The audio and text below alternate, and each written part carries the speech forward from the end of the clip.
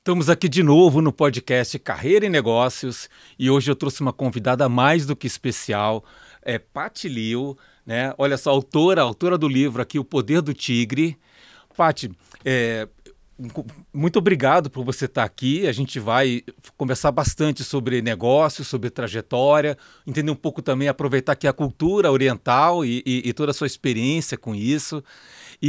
Então eu queria começar com você, para você se apresentando um pouco. Vamos começar com a parte de negócios, depois a gente vai para a carreira, né? Conta para a gente um pouco, né, o que você faz. Você trabalha com mulheres orientais, tem toda uma parte de importação, exportação. Dá um panorama para a gente um pouco do teu portfólio aqui de negócios. Ok. Primeiramente, eu quero te agradecer, Jorge, por ter me convidado para mais um podcast, para o seu canal, Carreiras e Negócios. E é um título assim, que muita gente quer entender melhor sobre a carreira e o como fazer negócios.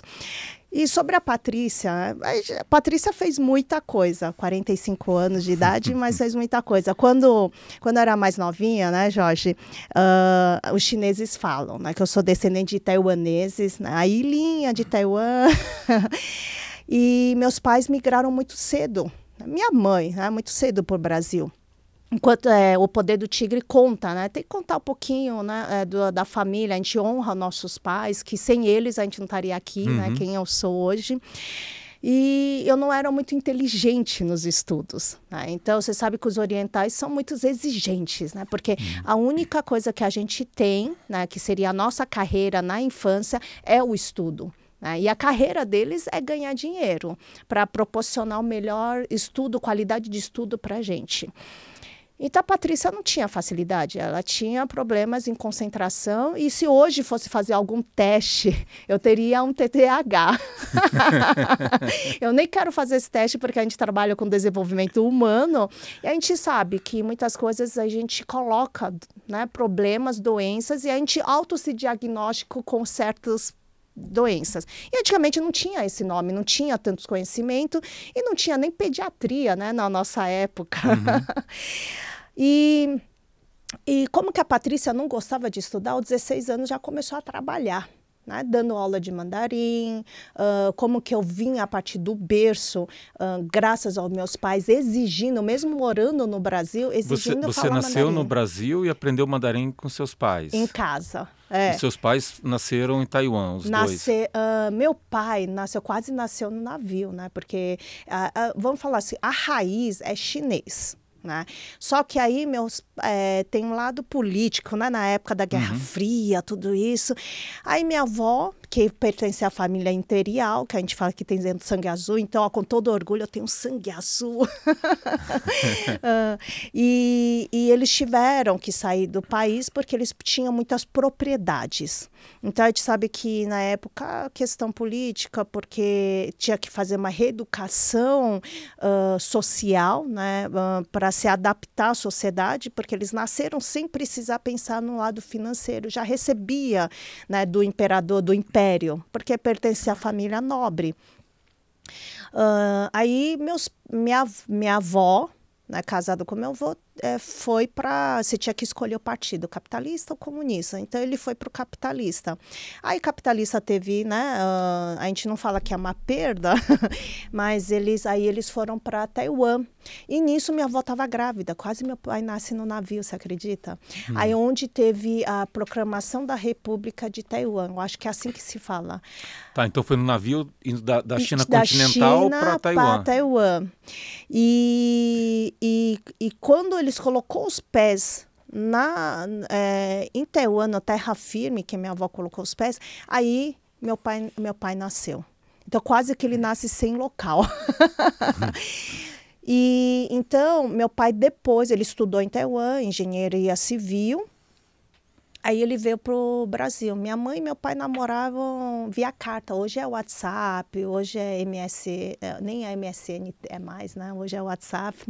E ela namorava via carta. Imagina quanto tempo que demora a carta do Brasil para Taiwan. Minha mãe veio com 12 ou 14 anos de idade. Então, ela veio de Taiwan também e chegou no Brasil, levou, acho que uns 60 dias para ela chegar. Ela tem trauma até hoje de navio, porque viu muita gente morrendo no navio e antigamente a realidade, né, dolorosa, eles jogavam as pessoas enfermos no mar mesmo, que não tinha como manter no navio. Então ela sente aquela trauma, ela teve que ficar careca, ficava cheio de piolho. Para mim é apenas uma história, mas para ela é muito real, parece coisa de filme. E então ela veio desde pequenininha no país. Você sabe que esse negócio de navio, né, os meus avós vieram também de navio da Europa para o Brasil, né? E aí, uma vez comentando assim, almoços de família e tal, e a família do meu pai muito tradicional, e aí falou, não, vieram de terceira classe, sabe por quê? Por quê? Porque não tinha quarta. Ah, você vê, né? E hoje é totalmente luxuosa. Olha só, depois que meu pai faleceu, né, minha mãe começou a querer viajar. E ela falou assim, eu nunca viajei de navio. Só quando ela, né, naquela época, e ela fala assim, não, navio, você morre de enjoo, e se acontecer alguma coisa? E ela teve que fazer um trabalho para desbloquear isso, que agora, no final do ano, né, vai passar Natal no navio. Oh, que legal. Né? Então ela falou assim, mas eu nunca imaginaria que um navio teria até tobogã, toboágua, que tem até kart, tem até cartódromo, local de teatro, então é bem terceira classe, porque naquela época já tinha navio que tinha teatro, tinha salão de festas, né? Mas eles não tinham esse acesso. Né? Então é bem terceira classe. E Brasil, Jorge, a gente é um país de imigrantes, né? De imigrações, né? Então a gente tem uma mistura enorme de etnias. Né? É assim que fala, Jorge? Ó, às vezes eu falo português meio errado, tá? Porque você viu, por mais que nasci no Brasil, a minha língua, primeiro idioma foi mandarim. Eu tive que aprender português. Aí você comentou que com 16 anos você estava dando aula de mandarim, né? Mandarim, já que não gosta de estudar, então vai aprender. Então, lá naquela época, sabe quanto? Eu não ganhava salário. Eu era voluntária e ganhava o quê? Na nossa época, o ônibus era um passe, aquele de papelzinho. Então, eu ganhava passe de ônibus para ir e voltar. E a gente sabe, né? Eu estudava, claro, né? Então eu tinha passe que meus pais davam de estudante. E aquele passe que eu ganhava extra, que eu dava aula finais de semana, eu vendia passe para comprar lanche na escola, às vezes. A criança gosta de bala, gosta de chocolate. E olha só, como que eu nasci de 7 meses, Jorge, eu sempre tive problema de saúde, né? 7 meses. E na época não tinha tanta estrutura, né? Na parte médica. E eu tinha alergia a tudo. A tudo. Por isso que veio a medicina tradicional chinesa. Eu me banhava na banheira com erva chinesa. Olha que interessante. A minha banheira era tudo verde.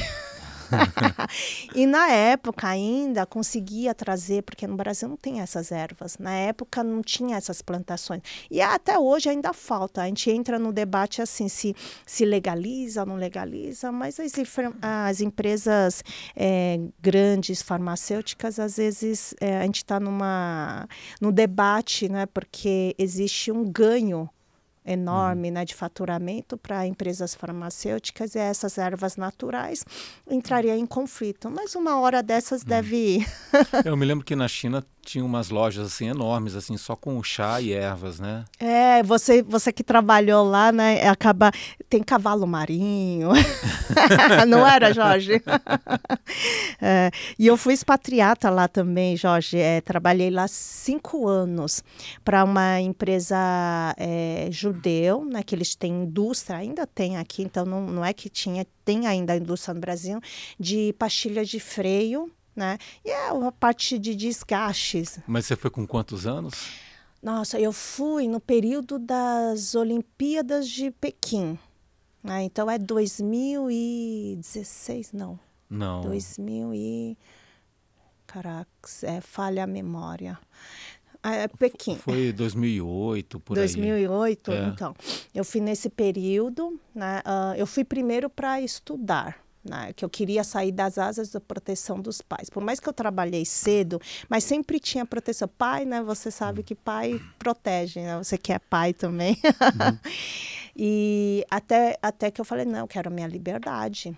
Mas assim, você dando aula ainda com 16 anos, aula de mandarim, né? Até ir expatriada para a China, teve uma passagem. Uma passagem grande. Aí eu trabalhei na empresa de importação, né? De importação e exportação. Depois eu trabalhei na área... Trabalhei na área de importação e exportação a parte de tecidos, então uma indústria bem grande até hoje, que eles vendem tecidos para Dudalina, vende tecido para shoulders, vende, né? Então, exclusivo, na exclusividade deles. Então, eles trazem os tecidos... Da China, né? E eu fazia... Jorge, a Patrícia não é muito inteligente, tá? Por mais que tenha um olhinho puxado, não é tão inteligente. Eu já falei, eu tirava notas baixas, então comecei a trabalhar cedo. Mas eu estudava também, tinha que trabalhar e estudar. Então, eu falei assim, eu sou muito ruim em contas, matemática. Acredita nisso? Então, e nessa época, eu falei, já que eu vou trabalhar na empresa importadora, eu vou trabalhar na área financeira, pelo menos eu aprendo na marra, sabe? Porque na escola, se eu sou ruim em 1 mais 1, então pelo menos ali eu vou ter que aprender o que é 1 mais 1. É metáfora, gente. E aí eu fui trabalhar na área de cobranças. Gente, enquanto o pessoal terminava em 1 hora, eu terminava em 3 horas, sabe? Por mais que é tudo computadorizado, mas pelo menos assim eu aprendi a fazer, tendo tudo que você... Ninguém aprende, ninguém nasce já sabendo de tudo, todo mundo aprende. E tem gente que tem mais facilidade com certas áreas. E todo mundo falava assim, mas você é muito boa na parte de comunicação, você é muito boa na parte de vendas. Você deve ter, você fala mais que a boca, por isso que hoje sou treinadora, palestrante, por algum motivo, né, Jorge? Por isso que me colocavam para dar aula, que já viam isso, né? Mas eu falei assim, não, a Patrícia não é só isso, vamos aprender. Aí eu fui na parte de cobranças, aí fazia cálculos, nossa, errava pra chuchu mesmo no computador, no Excel, que na época era só Excel, hoje existe muito mais ferramentas para facilitar a nossa vida. Mas ainda naquela época ainda era muito no papel também, né? E então área financeira, o que atrasava, então a gente via assim, aí comecei a lidar com números muito grandes. Para mim era muito grande, porque até então era valor tipo 1.000, 2.000, 3.000 reais, né? Então era valores assim. Aí comecei a olhar valores que existe outras possibilidades, comercializações maiores de bilhões, né? Então não é só isso. E você trabalhava também na parte de compra, negociação? Sim, aí o que aconteceu? Aí eu fui nessa fase, até então eu falei assim, não, guardei meu dinheiro, aí eu resolvi sair do país. Aí eu comecei, quando eu fui para a China, eu comecei a trabalhar na parte de negociação. A negociar porque eu já tinha a cultura, achava que eu já conhecia muito bem a cultura chinesa. Uma coisa é quando a gente aprende em casa, com os pais, é você saber o idioma e achar que você sabe. Uma coisa é quando você vai lá. Aí que realmente eu conheci a cultura chinesa. A negociação chinesa assim, é bem dura, não é? Sim, sim. A gente sabe assim, imagina eu... depois, né, ainda trabalhando com judeu, né, que judeus são ótimos em negociação, e chinês, né? Eu falei assim, caraca, agora literalmente me ferrei, só para não falar palavrão, eu estou ferrada. Então, mas uma coisa boa é que eu estava sempre disposta em aprender. Então, eu fui com cargo de gerente, construí a empresa desde pequena, que ela não existia, bebê, e até ter uma estrutura. Então, lá eu tinha que fazer todas as partes de compras. Para comprar e vender aqui no Brasil, mesmo vindo matéria, você tem que comprar bem. A gente fala assim, muitas vezes não é comprar barato, mas comprar qualidade, e comprar também pelo preço que realmente que dá para comercializar aqui no Brasil. né, fazendo. Então, eu comprava as matérias-primas, que são 13 misturas da parte da pastilha de freio, comprava a placa de pastilha de freio e comprava o produto semi-acabado. Eu comprava produto acabado, comprava embalagem, comprava uniformes, brindes para a fábrica inteira aqui. Até então que depois os diretores tomaram a decisão, falaram assim, não, vamos abrir um trading aí, porque aí todos os brasileiros em si, todo mundo podia ir lá e através da gente, fazer a parte de compras, né, de produto. E assim, sendo mulher na China, é mais difícil a parte de negociação? Como é que é a cultura nesse Olha, aspecto? a gente sabe que o mundo ainda é machista. Né, pelo nosso ancestrais, né? Então principalmente nós chineses, orientais em geral, por isso que eu trago, depois a gente fala um pouco sobre o movimento que eu trouxe de mulheres orientais, das mulheres orientais, a gente sabe que a gente nasce, já não é como se fosse um objeto, já não pertencendo à nossa família de origem. Nós mulheres, a gente nasce já pertencendo à família do marido. Do futuro marido. Do futuro marido, que nem sabe quem é, né? E o marido, a gente carrega o sobrenome e a família da nossa origem, meio que você não existe mais. Você já nasce sabendo que você não vai existir, você vai batalhar para que a família, não importa o que você conquistou para a sua família de origem, você é um nada. Então, quem vai carregar o sobrenome, que vai expandir com o sobrenome da família, é um homem. Então, essa é a dor do da gente. Então, eu que estava trabalhando lá, foi desafiador. Foi desafiador mesmo. A gente sabe que as mulheres, né, por mais que eu escolhi a cidade maior, que é Xangai, que é um pouquinho mais aberto, que são mais abertas, existe... a gente sabe que lá existe a diferença, né, de números, quantidade de homens e de mulheres. É diferente do Brasil. No Brasil existe muito mais mulheres do que homens. E lá não. Existe mais homens do que mulheres. Cidade grande é um pouquinho mais equilibrado. Mas a gente sabe que mesmo sendo mulher, fala assim, como assim? E as pessoas, muitas vezes, antes que falasse que me chama pelo sobrenome, né, Liu, aí chamava de senhor. Porque antes de me conhecer, eles achavam que eu era um homem. Olha que interessante, né? É senhor. E todos os lugares que eu ia, por ser nova, eles falam assim, mas será que ela tem potencial para negociar? Será que ela tem...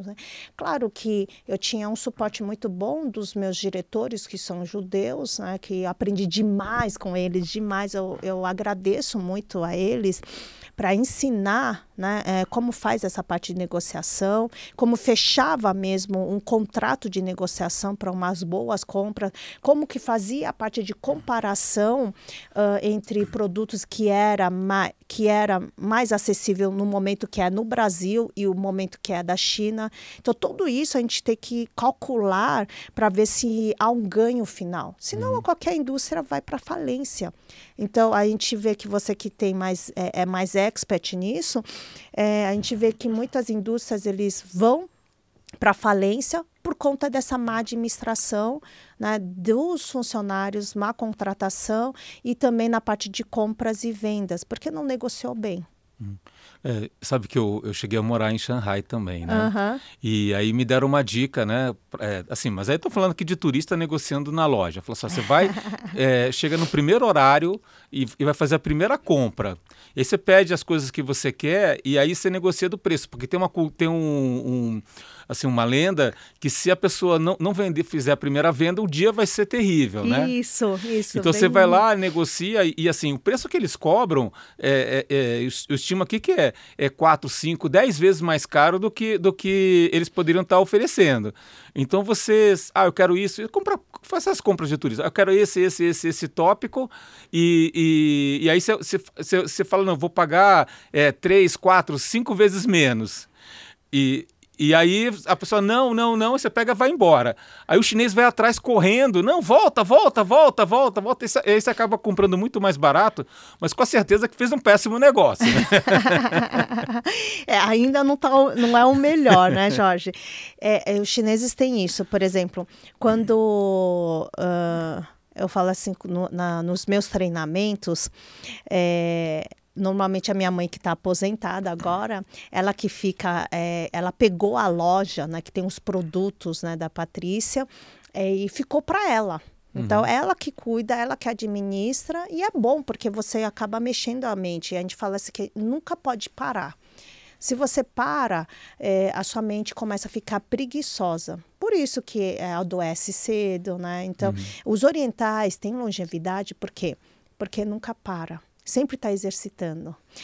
O corpo está mexendo, a mente está mexendo, algo você tem que mexer. Senão envelhece muito rápido. Aí ela sempre fala assim, quando entra a primeira coisa, ela pega e compra um negócio. Entendeu? Ela mesmo abre a loja. A gente fala assim que tem que abrir a loja. Abrir a loja não significa que você tem que abrir, né, realmente a loja, mas é abrir caixa. A caixa tem que movimentar. Então, ela mesma já compra e fala assim, abri a loja. A minha primeira, agora vai prosperar.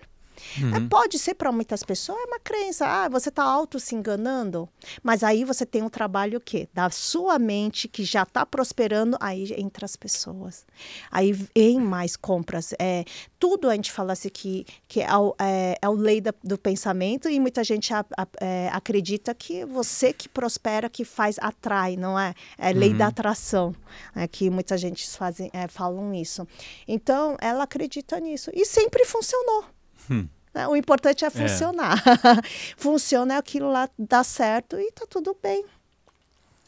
Então, lá na China a gente fazia essa parte onde eu aprendi com os judeus essa parte, né, de negociar e vender. A gente já vem no DNA, né, na parte de vendas. Então, mas a parte cultural, assim, né? O que você sentiu mesmo?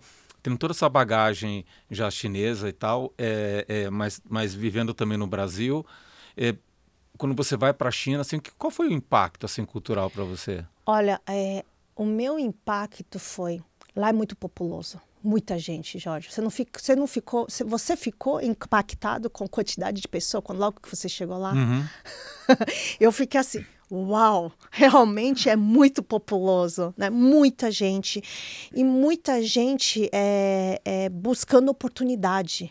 Parece que assim, você é muito pequeno, né? Mas aí por você ser já, né, aparenta estrangeiro, há um respeito. A gente fala assim, há um respeito, as pessoas já colocam outro nível, mas eu não aparento ser estrangeira. Mas depois que eu abro a boca, por mais que eu falo mandarim com fluência, quando eu abro a boca e a maneira de me vestir, maneira de andar, o comportamento, aí o pessoal entende que eu sou estrangeira. Né? Que, aí o pessoal na época falava que eu era American born Chinese, né? Americano chinês nascido nas Américas, né? Que eles falam. Mas eu falei assim, não, eu sou BBC, eu sou Chinese born Brasil. Tipo isso, né? Sabe, quando eu estava em Xangai, é um lugar legal, assim, para passear, sim, né? Você tem aquela parte da década... O Bound, né? Bond, né? The Bound. The Bound, né? As construções antigas e tal.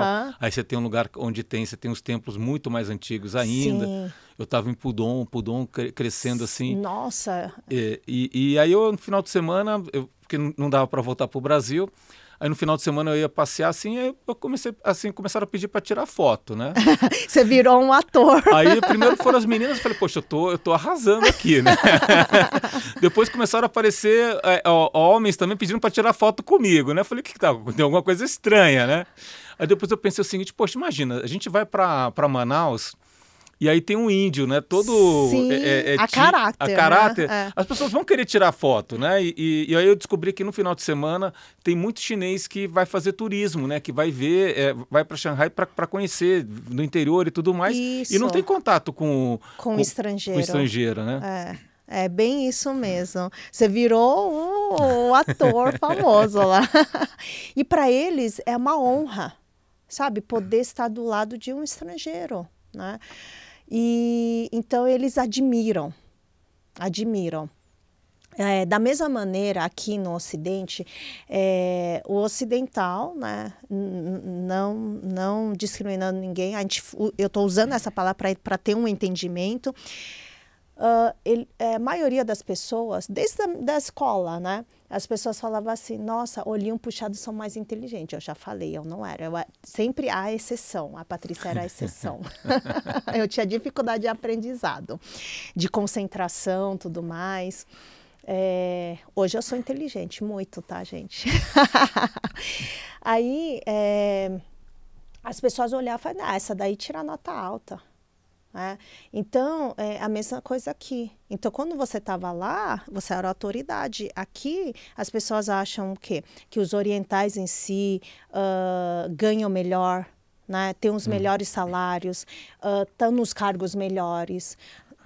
Essa daí é a cultura, o que aqui no Brasil, no Ocidente, as pessoas acham. Né? Na consultoria, se você traz um cara de fora, ele tem mais autoridade porque veio de fora. Né? Veio de fora. Então, é o que a gente coloca para as pessoas. Né? E será que é mesmo? Né? Que nem lá, você não era nenhum ator, mas pessoas colocavam. Né? E era gostoso, era muito bom. E aqui também não significa que todos os orientais realmente têm os melhores salários, realmente são mais inteligentes. Não é isso. E então, mas existem dores também, né? Tanto quando você estava lá, tinha suas dificuldades, né, com a cultura. E eu, por mais que eu cresci na família de taiwaneses, quando eu fui lá eu tive problema cultural e na parte do trabalho. Por quê? Eu tinha que acordar lá trabalhando de dia com os chineses. E de noite eu tinha que trabalhar com o Brasil. Então, o autocobrança era muito grande. Nenhuma empresa contrata um funcionário, né, principalmente executivo, que automaticamente o salário é maior, responsabilidade é maior, né, e tem que trazer resultado. Se você não tem resultado, você está fora. Aí você lembrou um ponto interessante, né? Por causa do fuso horário, você acaba trabalhando quase o dia e a noite, né? Porque não tem como. E lá eu tinha que contratar pessoas locais. E pessoa local, a cultura brasileira é diferente de uma cultura americana, diferente de uma cultura europeia. E muitos, quando entram numa empresa brasileira, tem que vestir a camisa brasileira. Só que nesse dilema tinha diferença. Então, rotatividade de funcionário, tudo mais, era muito grande. Então, quando não tem pessoas, quem tem que fazer no final? Então, mal você treinava uma pessoa e a pessoa vai embora e você que tinha que trabalhar. Né? Então, era difícil a pessoa conseguir entender que você tinha que trabalhar de dia e de noite. Ninguém aguenta. Ninguém aguenta, né? E você tem que ligar para a pessoa, olha, você tem que colocar isso na planilha agora, neste momento. E na época não tinha esse negócio de nuvem, colocar as coisas na nuvem.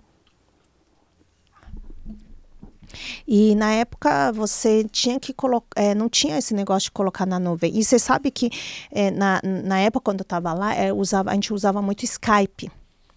E o Skype era toda hora cortada. E a gente tinha que usar VPN. Né? Eu não sei se você fazia isso também, Jorge. A gente tinha que usar VPN para poder... para não usar a internet local, sabe? Era uma confusão. E eu tinha que usar, às vezes, para fazer ligações, aqueles cartãozinhos que a gente raspava, tinha código. Então, não era tanta facilidade que nem a gente tem hoje. Então, a China tem uma proteção, né, do próprio país, porque a gente sabe que é um país que sofreu muito por conta das guerras, guerra civil, guerra fria, então, invasões, né, que eles consideravam a parte como invasões, e então eles tinham muito esse controle na parte de negócios, né, Então sempre tinha políticos que ficam, né, observando para ver se realmente você está numa conduta certa. Uhum. É uma coisa que me chamou a atenção, né? Talvez duas coisas, né? Primeiro é que quando você olha, pensa assim, liberdade, as pessoas que eu convivi na China aceitavam muito mais esse controle, né? Meio autoritário. E fala, não, é normal, a gente é uma população tão grande que se não tiver o mínimo de controle, perde, você perde toda a possibilidade aqui de manter, né, sobre algum tipo de acompanhamento, direcionamento, né? Aí você olha economicamente, o país cresce bastante, né? Funciona. Então fala assim, olha, vai montar a cidade aqui, aí não tem escolha, é aqui e aqui, né? E aí monta um polo industrial e vai fazendo, vai tocando as coisas, né? Sim. Então uma coisa que me chamou. E outra coisa que me chamou muita atenção o consultor que trabalhava comigo falava, isso aqui é antigo, é de não sei quantos mil anos atrás, tal. Isso aqui é novo, ele tem só 500 anos. Eu pensei, poxa, 500 anos o Brasil foi descoberto, né? Exatamente. E aí a nossa história é curta, né? E para ele, assim, ele falou assim, não, sabe o que está acontecendo com a China? A China é o centro do mundo. Né? Se você vê aqui, ó, mainland, é o país central, é o país... E assim, no último século, a gente meio que deu uma derrapada aqui, mas a gente já está voltando. E essa nossa identidade, a China é isso, né? Como é que você vê essa perspectiva? Né? Da China... Então, eu vou contar um pouquinho da história do economista, né? Que eu estava escutando esses dias, né? Eu achei muito interessante o que ele está falando, o que vai acontecer a China. A gente sabe que a China, você que morou lá, e eu fiquei assim impressionada. Uma das coisas que eu fiquei impressionada, que eu voltava para o Brasil uma vez ao ano. Né? Uma vez ao ano, ficava 1 ou 2 semanas, no máximo, né? Que eu tinha que voltar para a China. É normal para quem trabalha. E não tem como a gente chegar e falar assim, eu vou voltar final de semana aí, porque só a gente leva 28 horas ou 32 horas para chegar lá, não é, Jorge? E tem o fuso horário, né? Exato. Eu me lembro assim que você, em 24 horas, você dorme 2 noites, né? Porque você vai para a Europa, faz escala. Baldeação, né?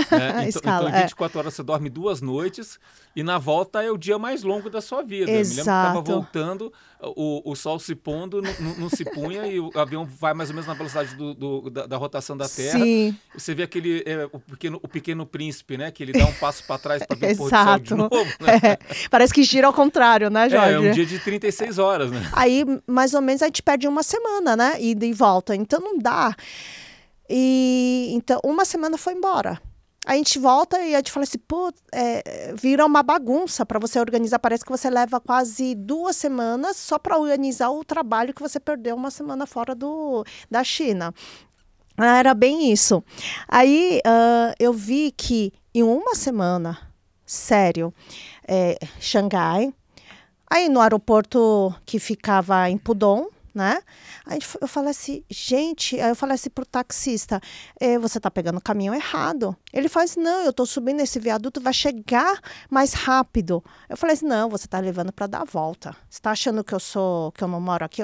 Eu moro aqui já tem 1 ano. Aí, quando foi ver, é o viaduto que eu tinha saído, ele estava começando a construir, e em 1 semana o viaduto estava pronto. Caraca, e é sério, é sério isso. E então eles são muito rápidos. Eu falei assim, não, aqui eu vou construir, que nem você falou, aqui, quando o Estado, o governo decide que aqui eu vou construir um viaduto, eu vou abrir a estrada, não importa se é terra, se é terreno, se é agricultura que está lá, ele vai abrir. E ele te comunica, e alguns dias você tem que se desfazer dali e se acomodar em outro lugar.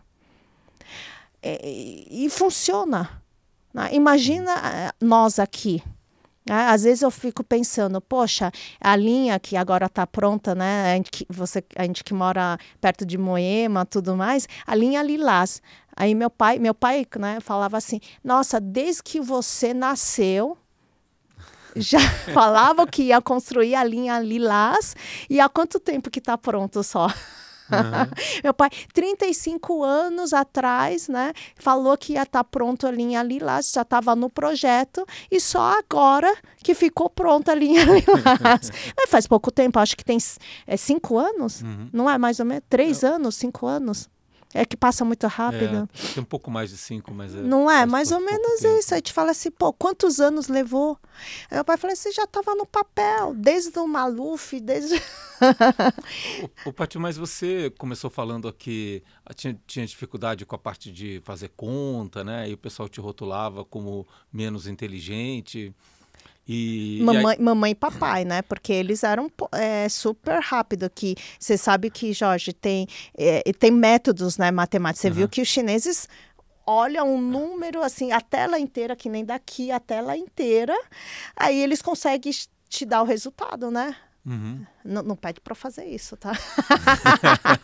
Não, eles têm aquele, como é que é aquele ábaco? Como é que é o nome do ábaco chinês? Isso, tem aquele, a gente fala suanpan, né, que eles usam. E aí a pessoa faz a conta, mesmo de cabeça, ele faz a conta mexendo mentalmente. Isso, aquilo lá já ficou na mente. Eles mexem os dedos assim, né, e já sai. E funciona muito bem. E a minha esposa, ela é professora de matemática, ela pediu para comprar, né? E eu achei interessante que não são 10 bolinhas, né? São 9, né? É uma menos, porque você não precisa da 10ª, né? Porque quando você passa tudo, já considera o outro. Próximo, né? Teoricamente eu sei, tá? Mas eu não sei mexer, não.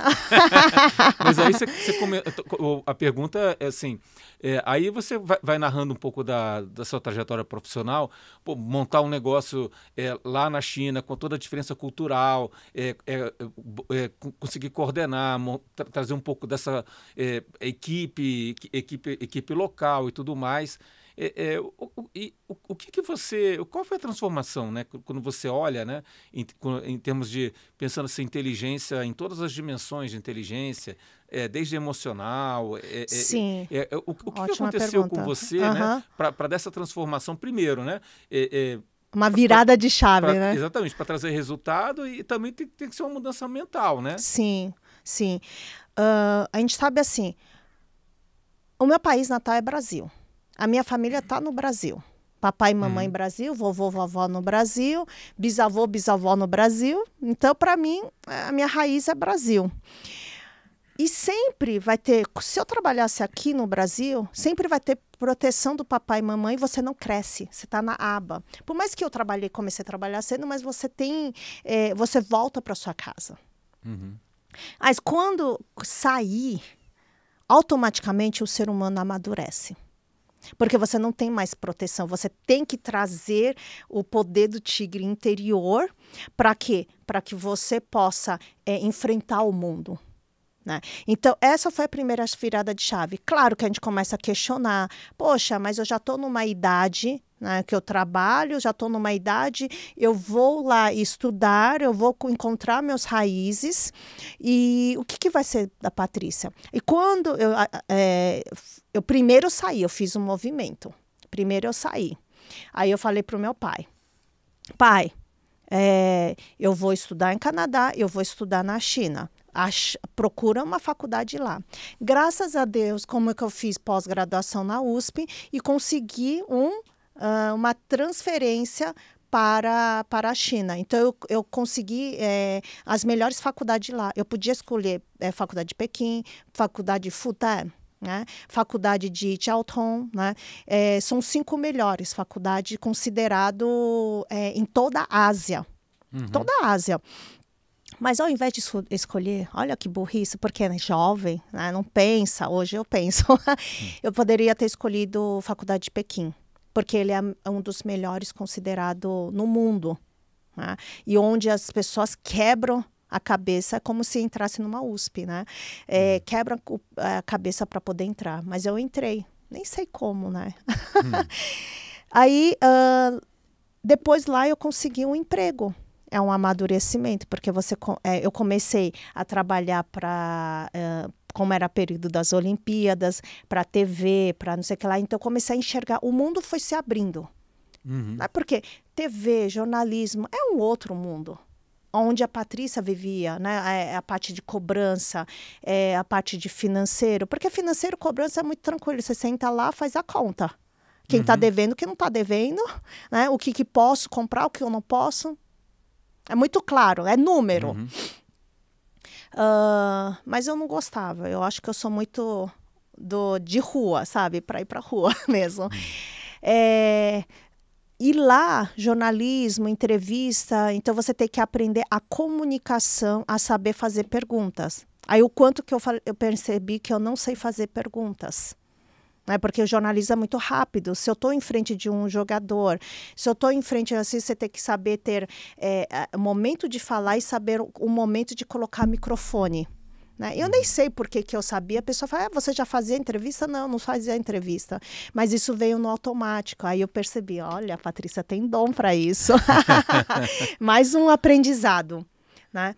Aí depois nesse trajetória, aí vinha muito brasileiros, né, do período de Pequim, falei assim, eu vou aproveitar assistir jogos e eu vou aproveitar ver algumas empresas, algumas indústrias para poder fazer o quê? Importação, pensar, né? É um seeding que eles fizeram para poder fazer negociação com a China. Então, eu aproveitava momentos, então eu conectava com algumas indústrias para fazer esse networking. Aí eu comecei uma outra estrutura, até chegar nesse que foi o chefe, que eles falaram assim, não, trabalha pra gente. Então, aí eles falam assim, olha, nosso projeto é isso, isso, aquilo. Aí que eu entendi, tudo tem que ter um projeto, tudo tem que ter o quê? Para onde você vai levar, qual que é o seu crescimento, se isso daí faz sentido. Não é só aquele cargo. Né? Há um financeiro, há uma importação, não. Tudo há um projeto, uma estrutura para onde que a Patrícia quer chegar. E aí, por que você voltou para o Brasil? Eu voltei para o Brasil porque chega numa idade, eu olhei e falei assim, gente, eu não consigo me ver casada na China. Eu não consigo. Aí chega numa idade, aí você fala assim, não, eu preciso casar. Quando a gente é muito nova, a gente acha assim, Deus, que eu sou cristã evangélica, quando eu quiser casar, eu acho que vai brotar um homem, entendeu? Deus vai dar o príncipe encantado e eu vou encontrar a pessoa certa, eu vou casar. Casamento é casar. Que dificuldade que tem, né? E quando a gente é mais novinha, é muito fácil, a gente tem muita facilidade de conhecer pessoas. Faculdade, né? Pós, então tem essa facilidade. Festa, né? Brasileiro gosta de festa, a gente gosta muito. Aí, quando eu fui para a China, a gente sabe que a estrutura, a maneira de diversão deles é diferente. É karaokê, né? Tudo ambiente bem fechado. E como eu tinha um cargo, sendo jovem, mulher, cargo alto, né? Você fez aquela pergunta, agora, né, entra a resposta. Eu demoro um pouco, hein, Jorge? E essa diferença cultural, que eu tinha cargo muito alto, sendo gerente geral, responsável. Então, acima de mim lá não tinha ninguém. Meus chefes ficavam no Brasil. Então, eles tinham o quê? O complexo de machismo ou de inferioridade, né? Não sei o que dizer.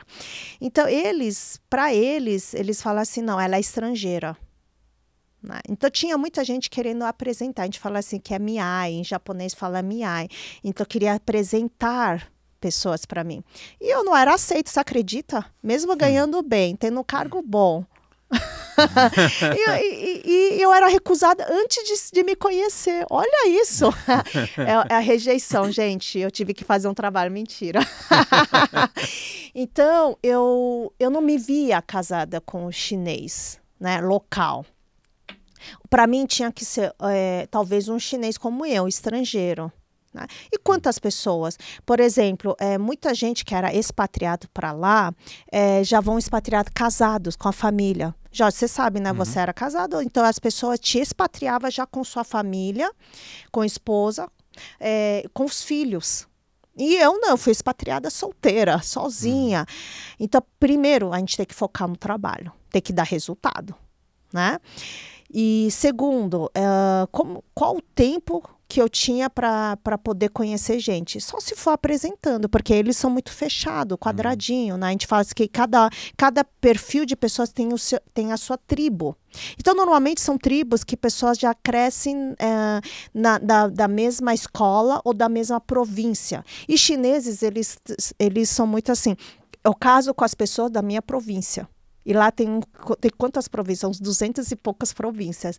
Se eu estiver errado, depois pode me corrigir. Mas eu acho que tem 278 dialetos, 89 dialetos.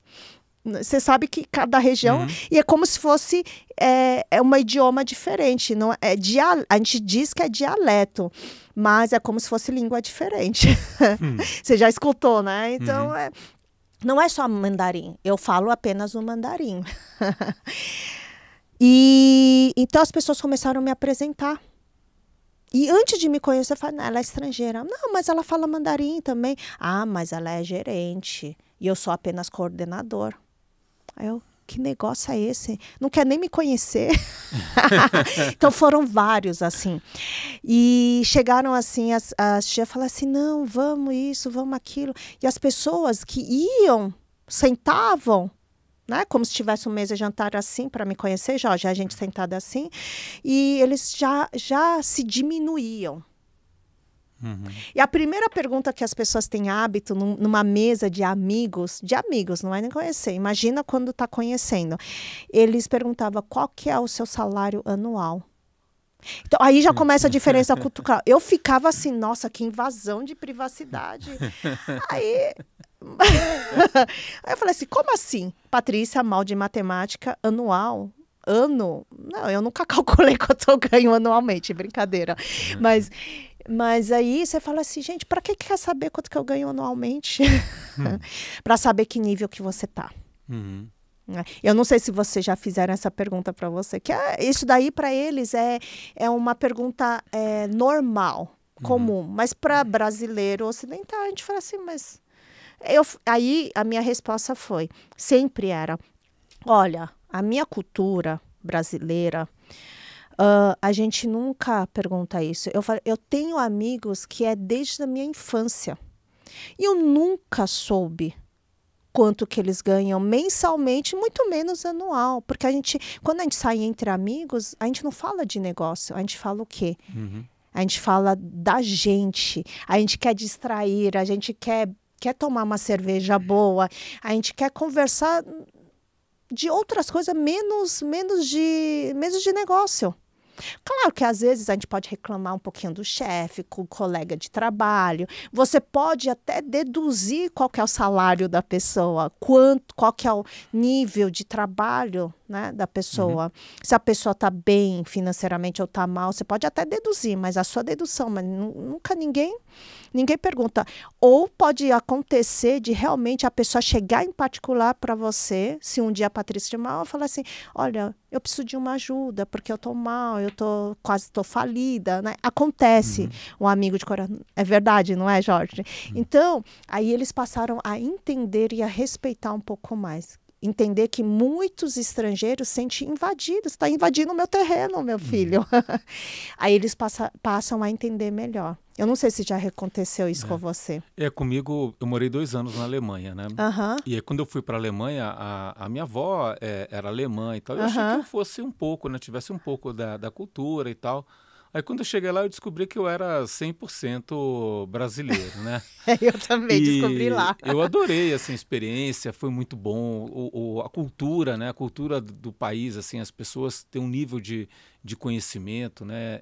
Muito... A média é muito alta e tudo mais. Eu trabalhava no Instituto de Pesquisas. Mas, assim, era o que você falou, assim... Você saía com latino, você se divertia, contava piada e tal. Aí saía com os alemães, falava, olha, o mundo tá acabando, estamos destruindo a natureza. Você voltava meio depressivo, assim, para casa. E assim, eu gosto, eu tenho afilhado lá e tudo mais, mas eu não conseguia me ver morando na Alemanha a minha vida toda, né?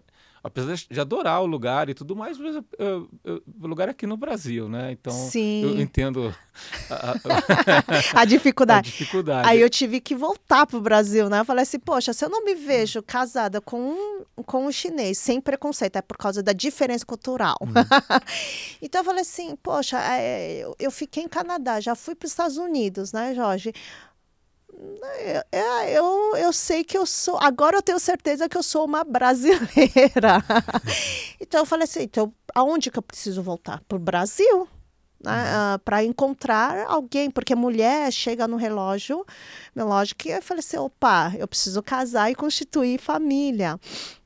Aí eu voltei para o Brasil para começar do zero. Né? Lá eu também, por conta do estresse, a gente acaba adoecendo, porque o ritmo lá na China é muito rápido, a cobrança é muito grande, mas não porque os diretores cobravam, mas a gente tem nossa responsabilidade, a nossa autocobrança.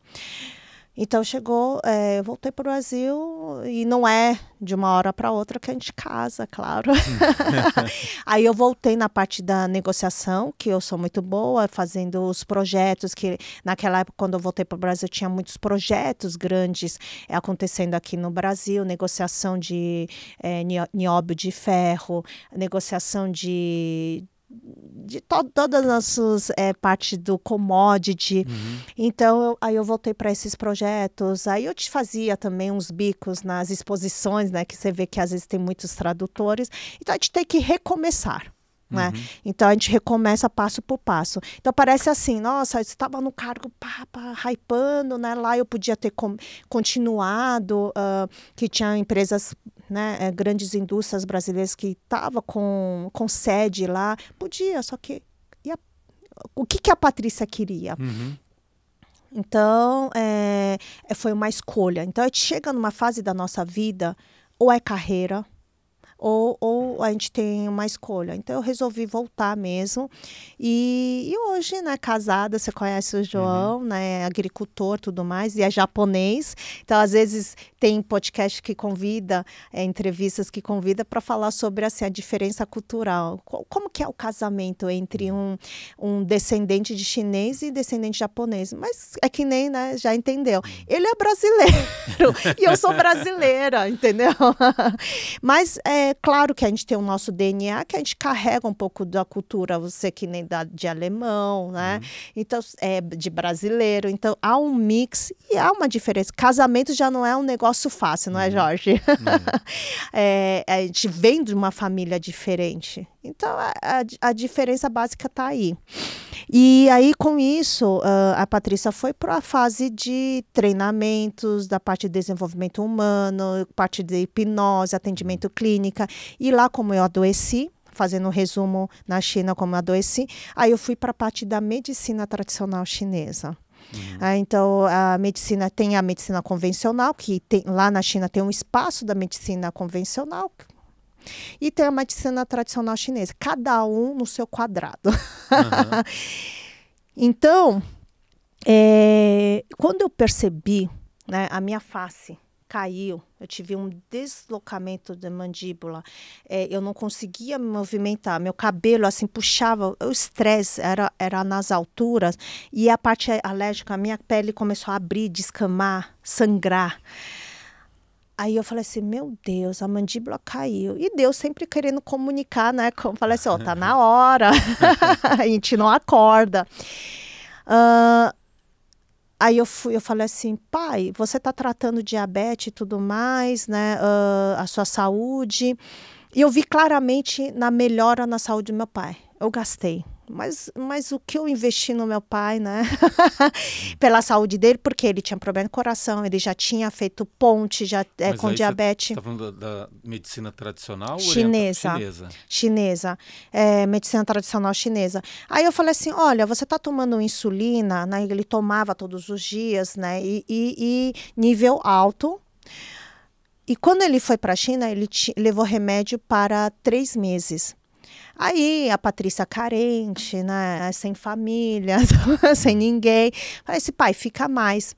Então ele estendeu a passagem para 6 meses. Aí foi estender, ficou mais 6 meses. Tipo isso, ficou uns 8 meses lá comigo. Só que ele não tinha remédio. E todos esses remédios tem que ter prescrição médica, você não tem como enviar. Ainda agulha, tudo mais. E são remédios, muitos remédios tarja preta. Ou seja, ele tinha que tomar remédio, era assim 1 palmo de remédio por dia. Tinha AS para afinar o sangue, porque ele não tinha sangue, tinha que fazer teste toda hora, só para ver a gravidade. Então, a doença diabética dele é o pertencimento. Em que país ele pertence? Já contei do nascimento, né, dele, que quase nasceu no navio.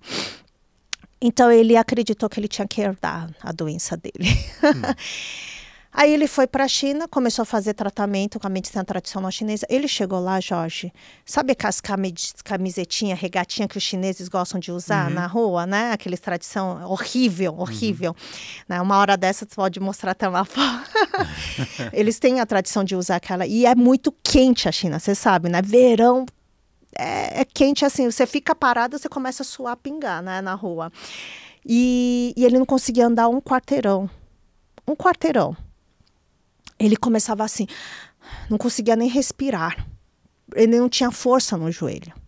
Mas aí ele foi lá fazer o tratamento, ele conseguia passear comigo em Xi'an, naquela cidade proibida, a muralha, ele conseguia subir morros e morros. Você sabe que a escadaria é bem dura lá. E ele conseguia. Ele conseguiu fazer isso comigo. O passeio, eu falei assim, pai, você vai tratar e você vai... Porque teve promessa do médico, né, chinês. Aí eu falei assim, cara, caiu minha mandíbula, semana que vem tá meu chefe aqui e eu vou estar se eu fosse no convencional, com minha mandíbula, eu vou estar engessada. Como que eu vou conversar e fazer negociação se eu não conseguia me articular? A minha ferramenta é a minha articulação. E eu não ia conseguir fazer a partir dessa ponte, fazer a tradução e demonstrar, né? Porque a gente demonstra com a nossa emoção. Vai ser, eu tô ferrada? Aí eu falei assim, pai, pergunta pro médico se ele consegue tratar. Jorge, foi incrível.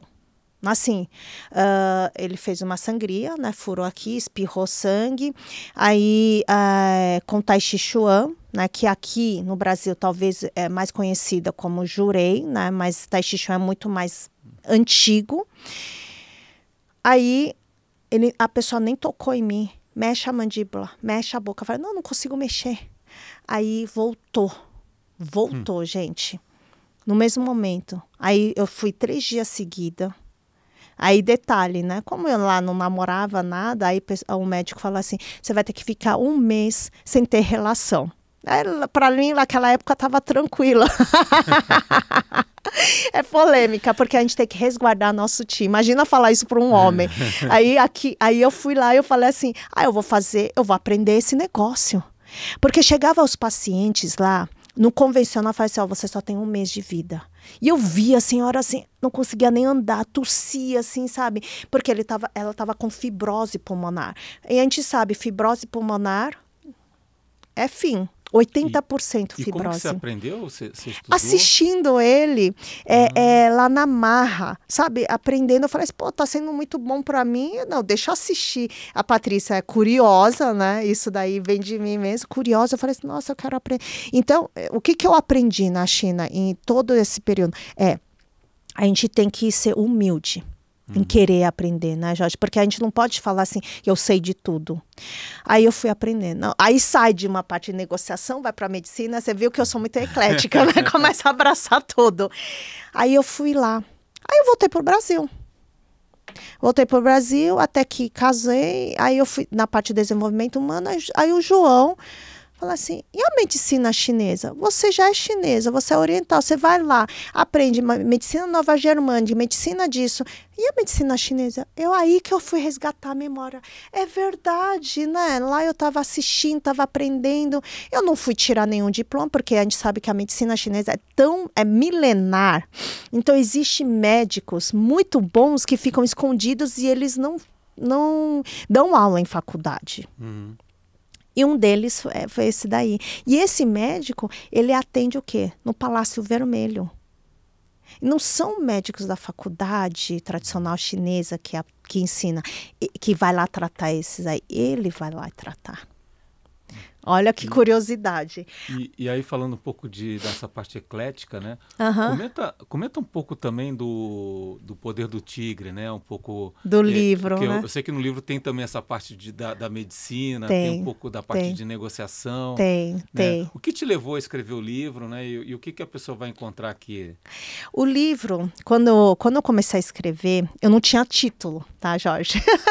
Então, eu comecei apenas a escrever o meu storytelling, a minha história, da mesma maneira que comecei a contar. Lógico que a gente fala muito mais, conta muito mais, e no livro não dá para escrever tudo, senão torna uma bíblia, né?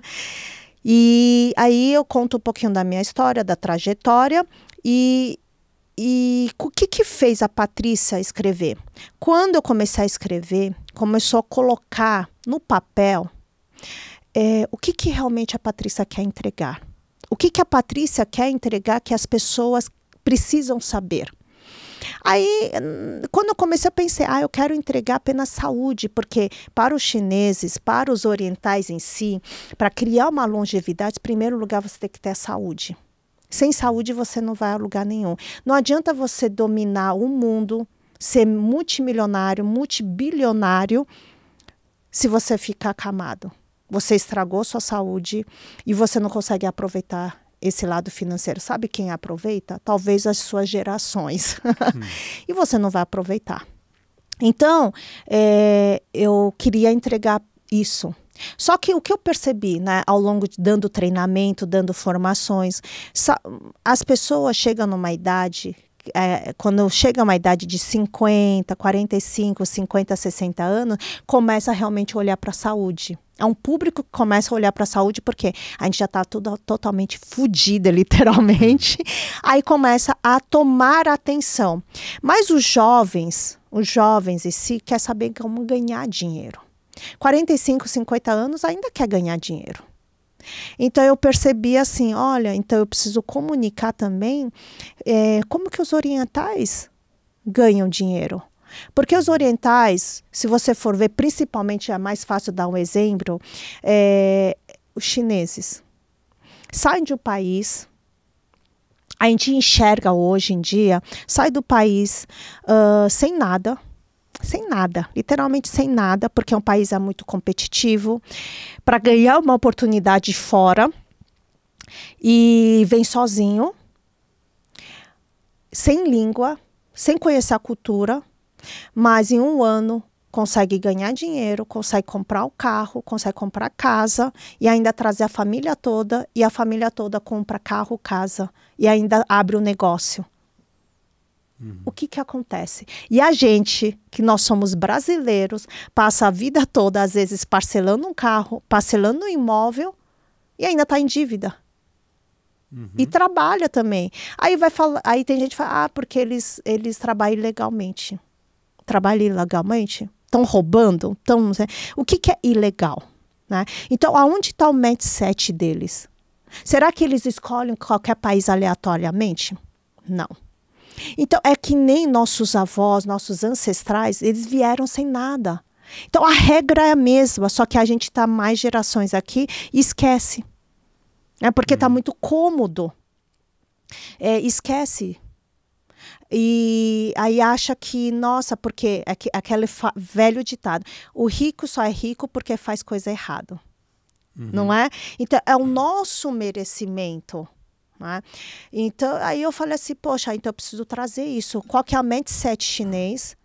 Porque qual que é como que eles negociam e como que eles vendem? Qual que é a linguagem, a estrutura que eles trabalham para vender? Muitos padrões não mudam, mas é o seu poder do seu tigre interior que consegue mudar esse mindset. Aí, que nem quando eu comecei, falei da parte da economia, né, Jorge? Eu vi um economista chinês estava falando, né, da parte da Ásia em geral. Ele falou assim, que até 2030... Qual que é a mentalidade dos chineses? Porque os chineses teve fases, quando eles estavam com a porta fechada, né? Aí eles abriram a porta. Aí nessa abertura da porta, eles estavam enfraquecidos, o comunismo, né, chinês. Aí quando eles abriram a porta, eles começaram, eu preciso fortalecer. Eles começaram a tentar trazer as indústrias para dentro da China. Mas nem todo mundo queria entrar na China por conta da desestabilidade política e econômica. Porque a gente sabe assim, a qualquer momento eles podem mudar a regra e já você está ferrado. Então muitas indústrias não queriam entrar. Então para eles aprenderem e a população poder ganhar dinheiro para se alimentar, o que eles fizeram? Começaram o quê? Trabalhar com falsificações. Então, quem já não teve a parte da falsificação chinesa? Todo mundo tem conhecimento, a parte da falsificação. E eles começaram a trabalhar com miudezas, coisas pequenas, falsificando. E todo mundo, quando começa, né, imitando, não vou falar falsificação, né, que fica feio. Então, imitando, aprendendo com a tecnologia dos outros, as primeiras remessas não é produto boa. Né? Mas você produz, teve matéria-prima e você tem que elevar. Aí eles foram elevando o nível. A segunda fase foi que as grandes indústrias foram para a China. Aí o que eles colocaram? Eles começaram a colocar o quê? Os alunos deles para aprender no país afora. É o que eu me lembro quando eu estava na China. E era uma época que tinha bastante investimento de indústria. Primeiro, o governo escolhia onde a indústria ia ficar. Isso. Segundo, o governo escolhia qual era o sócio chinês que ia trabalhar junto. E aí você montava a indústria com sócio. Daqui a pouco, aquele sócio chinês abria uma indústria igual do lado e levava os funcionários, né? Bem isso. Então, aí é bem isso que eles fizeram. A segunda fase, eles colocaram incentivo fiscal para que as empresas fossem lá para construir a sua fábrica, né, a sua indústria. Aí, para colocar, você não vai levar todos os funcionários estrangeiros, você precisa de funcionário local. E todos os funcionários locais são chineses. Aí, eles colocavam um expert dentro do seu lado para aprender o seu mindset. Então, eles querem aprender com você. A partir do momento que eles aprendem com você, aí o que acontece? O governo, todo chinês, quando nasce chinês, ele tem um terreno muito grande. Você já tem um direito a usufruto de um terreno. Então, ele te incentiva a você abrir uma outra indústria. Ele te incentiva com um projeto, por quê? Para que você seja dono. Só que aí começou o quê? Essa fase, que aí entra na terceira fase. Porque primeiro você aprende. Aí outra fase é que aí você começou a abrir a sua indústria. Aí começou a saturar, porque todo mundo começou a ser dono. Né? O pessoal do interior começa a vir e também quer abrir indústrias em vários lugares. Né? Então ele começa a abrir polos de tecnologia, polos de agricultura, polos de coisa de remédio. Então você viu que é tudo concentrado, não é? Polos de vendas de imóveis, polos de pedras, não sei o que lá. Cada região, parece que cada província tem o seu polo, né? E é diferente do Brasil porque é tudo um mix, né? Não existe um polo. Aí dá super certo, porque fortalece, né, aquela província, aquela região. E isso daí foi a fase. Aí, qual que é a próxima fase? Eles começaram a trazer chips, né? A gente viu que, de repente, na parte da pandemia, aí ele começou a bloquear e falar assim, não, vocês não vão ter mais chips. O mundo faltou o quê? Faltou chips para carro, chip para celular, chip. Ele fala assim, vocês querem, é isso que vocês querem brincar? Então, eles não precisam fazer guerra. A guerra é o quê? É guerra econômica. Então, essa daí é chip. E agora eles estão produzindo o quê? Carros. BYD. Né, com as melhores tecnologias, as grandes carros prêmios, né, Jorge? BMW, Mercedes, Tesla, todo mundo quer fazer parceria, porque você começa a perceber que talvez, em pouco tempo, eles vão para trás. É aí que você estava falando, né? Que daqui a 5, 10 anos a China volta a ser o centro do mundo, né? E eles querem ser o centro do mundo, porque na época a gente fala assim, na época do Marco Polo, né?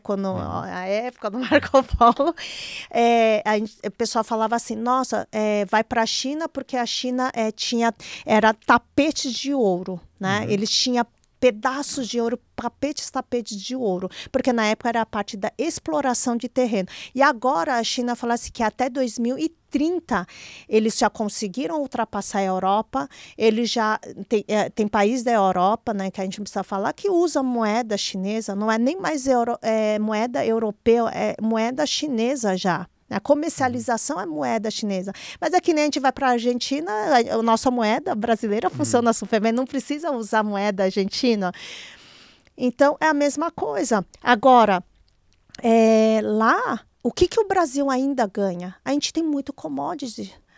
O Brasil é um terreno, país, o que aqui planta, colhe. A gente está nos melhores ouros, né, brasileira, só que nós brasileiros a gente não sabe dar valor a isso, então tudo a gente está vendendo, a gente não sabe resguardar, é um avanço também, né, há um interesse. Mas aqui então assim, olhando essa perspectiva, né, e para quem quer estar preparado assim para os próximos 3, 5 anos, né, então aqui é o Poder do Tigre, decifrando o código oriental para dominar o corpo e a mente ao sucesso, né? Exatamente. Entender como é que o chinês pensa e como é que ele está fazendo essa virada, né? Essa retomada, né? Na verdade, né? Ele quer retomar a força. E agora eles querem o quê também? Eles querem um Boeing deles. Porque até a Embraer estão com pessoas lá. Então, eles ainda têm aparelhos que eles não sabem produzir. Mas em poucos anos, pouco tempo,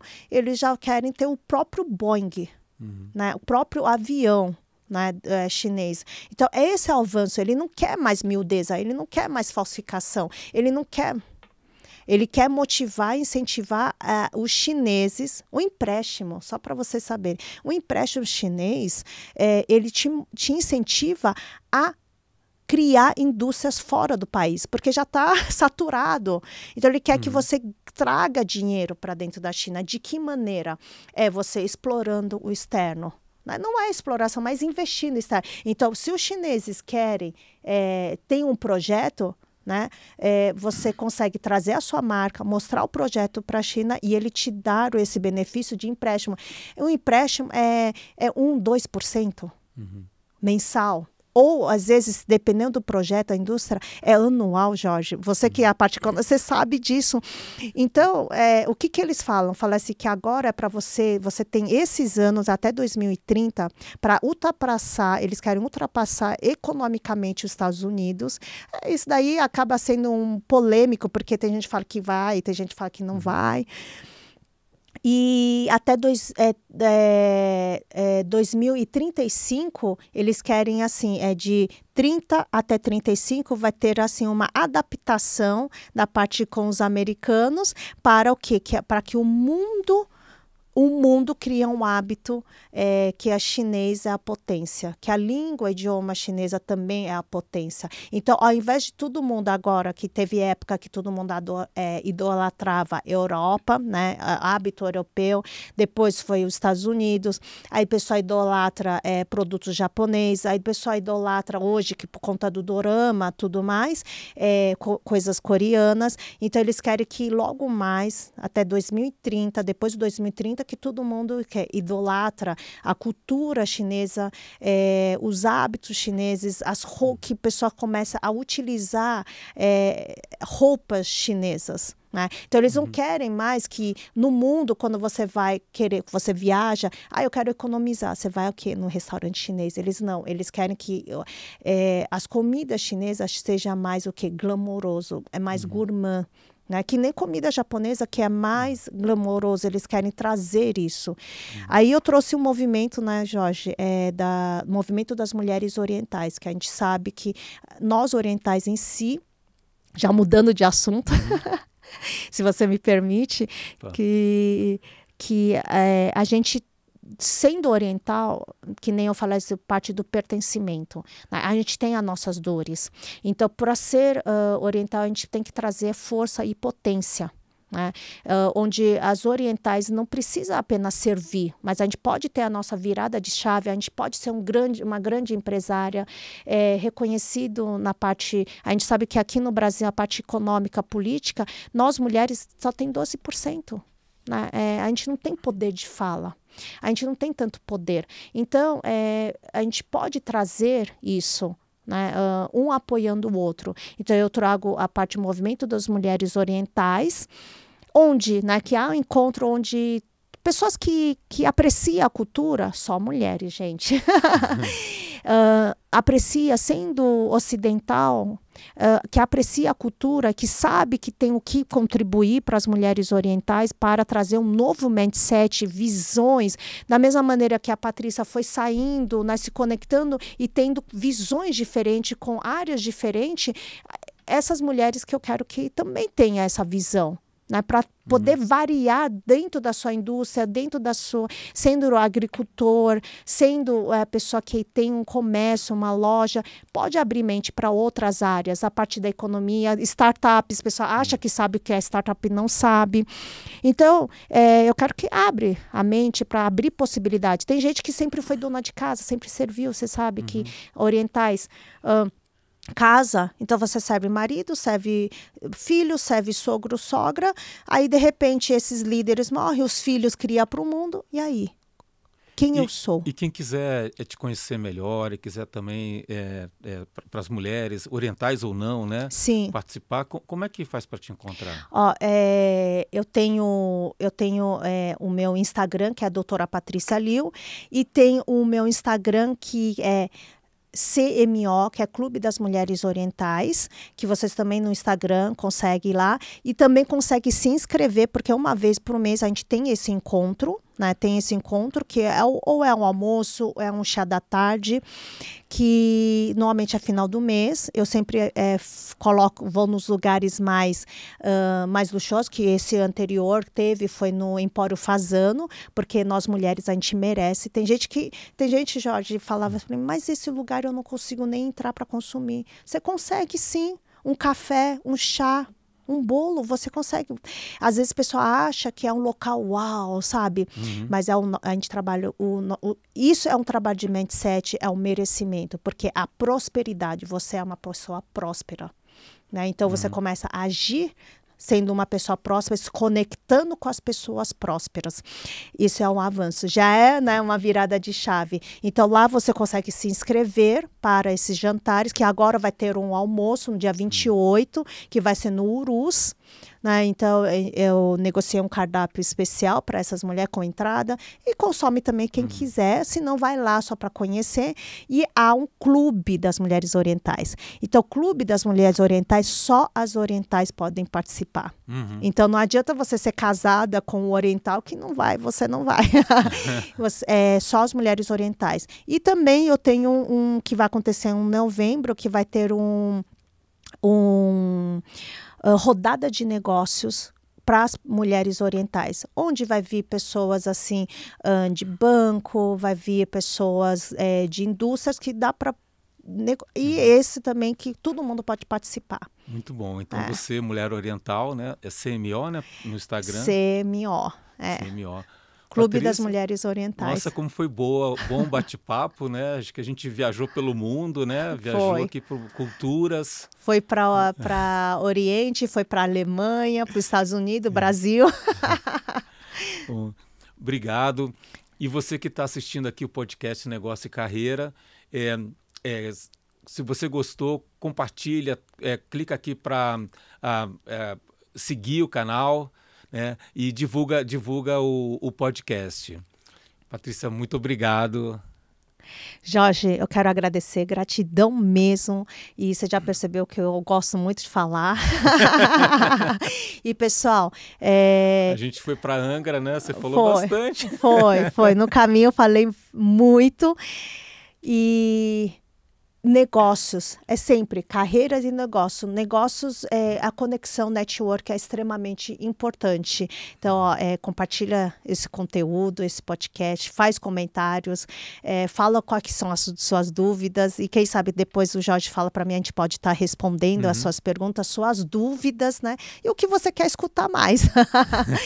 E mulheres, sendo oriental ou não, que você realmente quer participar de um clube de orientais, às vezes com a cultura diferente, você quer aprender mais, a gente sempre fala assim, nunca é tarde para aprender, nunca é tarde para abrir um negócio, para construir a sua carreira, o seu sonho, que todo mundo tem o seu sonho, todo mundo quer uma carreira próspera. Né? E isso independente da ambição, não é, Jorge? Independente do nível social, independente se você tem potencial financeiro ou não, mas é uma ação para tudo isso poder acontecer.